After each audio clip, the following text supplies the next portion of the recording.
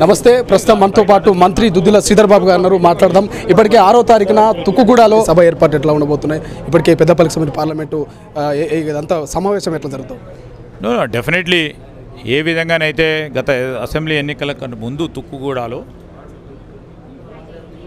పెద్ద ఎత్తున ప్రజలు ముందుకొచ్చి ఆశీర్వాదం పలికి కాంగ్రెస్ పార్టీ రావాలని లక్షలాది మంది వచ్చి ఆశీర్వదించారో దానికంటే ఇంకా పై స్థాయిలో మా మీటింగ్ ఏర్పాట్లు కానీ జన సమీకరణల విషయంలో కూడా జనము ఉత్సాహం చూపెడుతున్న రీతి మీకే కనబడుతుంది. 6వ తారీఖు నాడు మొత్తం 17 నియోజకవర్గాలకు సంబంధించిన పార్లమెంటు సభ్యులు అభ్యర్థులు ఆ నియోజకవర్గాలకు సంబంధించిన ప్రజానికంతో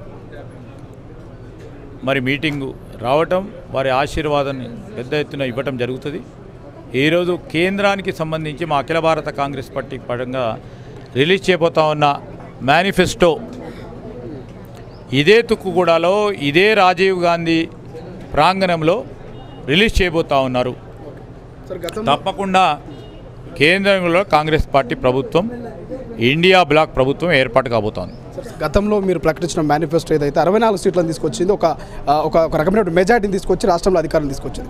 సో సెంటిమెంట్ తోటి తుక్కుగూడ సెంటిమెంట్ తోటి మళ్ళీ మేనిఫెస్టో అక్కడ రిలీజ్ చేయబోతున్నారు. సో దేశవ్యాప్తంగా అధికారం తీసుకొచ్చే అవకాశం ఉంది ఆ మేనిఫెస్టో? డెఫినెట్లీ దేశవ్యాప్తంగా ఇండియా బ్లాక్ గవర్నమెంట్ని ప్రధానంగా ఉన్న మా కాంగ్రెస్ పార్టీ నాయకత్వాన్ని మేమందరం కలిసి కేంద్రంలో ప్రభుత్వాన్ని ఏర్పాటు చేయబోతా ఉన్నాం. ఒక్కటే మాటలో కేటీఆర్ గురించి ఏం చెప్తారు? ఇప్పటికే మీకు సంబంధించిన మీ పార్టీ నాయకుల మీద కేసులు, ఇల్లీగల్ నోటీసులు పంపిస్తున్నారు. ఇప్పుడు ప్రజల్లో వారు పోయి ఎన్నికల్లో పోటీ చేయలేకు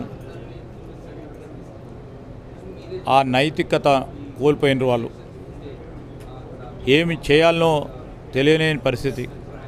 ఆ సందర్భంలో వారు ఏది మాట్లాడినా ఈరోజు ఎన్నికల గురించి మాట్లాడుతున్నారు. వారు ఏ ఆరోపణలు చేసినా ఎన్నికల గురించి ఆరోపణలు చేస్తున్నారని ప్రజలందరూ, మేము కాదు అనేది, ప్రజలందరూ అనుకుంటా ఉన్నారు. దాసోజు శ్రవణ్ ఒక కామెంట్ చేశారు ముఖ్యమంత్రి గారిని.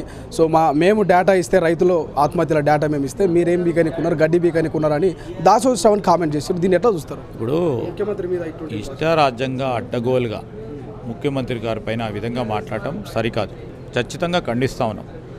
ఎందుకు చెప్తాను అంటే నిన్న ముఖ్యమంత్రి గారు ఏం మాట్లాడినరు? 200 మంది రైతులు చనిపోతే వారు డేటా ఇవ్వమంటున్నారు. ఇప్పుడు నిజంగానే చనిపోతే ప్రభుత్వ అధికారుల దగ్గర డేటా ఉంటుంది, చనిపోకుండా డేటా ఎక్కడి నుంచి వస్తుంది? అది వారి ఆలోచన.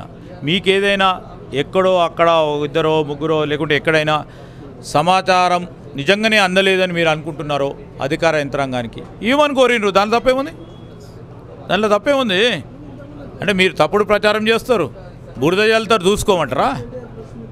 బురద జల్లే ముందు ఇది బురదను ఏ విధంగా అధిగమించాలో చూడాలి, కానీ దాన్ని ఏ విధంగా రాకుండా చూసే ప్రయత్నం చేయాలి. కానీ చల్తాము తుడుచుకోండి అంటే తల్లే ముందు ఆలోచన చేయాలి. 200 మంది 3 నెలల 200 మంది చనిపోతారండి. సరే, ఎక్కడైనా నిజంగానే రైతు వేరే ఇబ్బందుల వలన చనిపోతే వారికి ఏ విధంగా న్యాయం చేస్తాము, చేయబోతామని చెప్పినరు. అధికార సమాచారం కొన్ని సందర్భాల్లో ఆ రైతుకు సంబంధించి ఒక్కటో ఆరో కొర రాకుండా ఉంటే ఇవ్వమని కోరుతూ ఉన్నారు. ఇప్పుడు కూడా ఎక్కడైనా ల్యాప్సెస్ ఉంటే ఆ ల్యాప్సెస్ సరి చేసుకునే ప్రయత్నాలు చెప్తూ ఉంటున్నారు. కానీ ఇష్టరాజ్యంగా మాట్లాడి అసలు ఇవ్వాలి కదా, మరి డేటా ఇవ్వాలి కదా, ఇవ్వమనండి. ఏమవుతుంది? మీరు ఏమైనా అనుకోండి, అది మేము ఏం చేస్తలేమో అనుకోండి, ఇవ్వండి. మీకు రైతులకే న్యాయం చేయాలి కదా. ఏ రైతు ఆ రైతు కుటుంబాలకే న్యాయం చేయాలని ముందుంటామని చెప్పారు.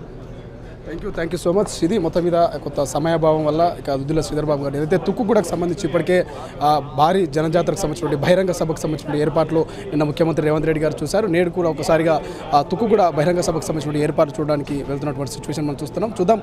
రానున్న పార్లమెంట్ ఎన్నికల్లో మాత్రం మొత్తం మీద తుక్కుగూడ వేదికగా ఇక జాతీయ స్థాయి మేనిఫెస్టోని విడుదల చేస్తాం, భారీ మెజార్టీతో ఢిల్లీలో చక్రం తిప్పుతామన్నటువంటి ధీమా వ్యక్తం చేస్తున్నటువంటి పరిస్థితి. కెమెరా పర్సన్ అజయ్తో శ్రీశైలం, తొలి వెలుగు, హైదరాబాద్.